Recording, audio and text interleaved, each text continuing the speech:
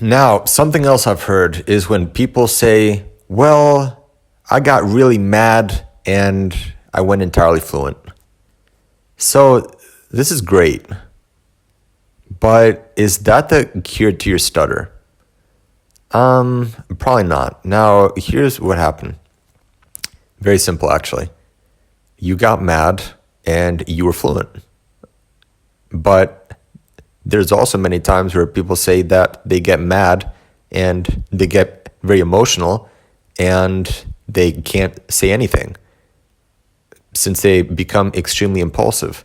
Now, the same thing I've heard with fighting as well, right? Some guys out there are gonna get mad and fight extremely well. Some guys are gonna get mad and fight extremely sloppy, right? So, which means that it is a correlation to fighting ability. It is a correlation to speaking ability.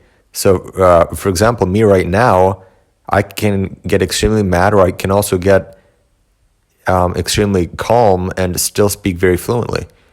Or someone else, who's a very severe stutter, he can get really mad, or he can also be very relaxed and still be a severe stutter. So it isn't as simple as feeling an emotion of some kind that actually makes you more fluent. Now, there's actually a massive caveat here. If we're talking about selective mutism, that is entirely different than stuttering. This is something that we have to really wrap our minds around.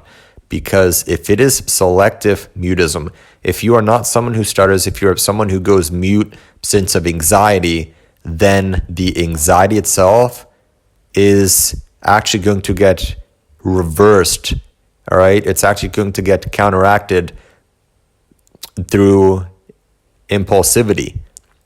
So if you get mad, then that will actually make you be able to speak if you have selective mutism, okay? Since fear itself, that actually overrides your intentionality on speaking.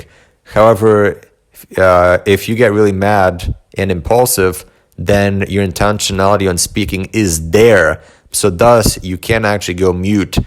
So the whole point is that if you get mad, that will not make you go fluent.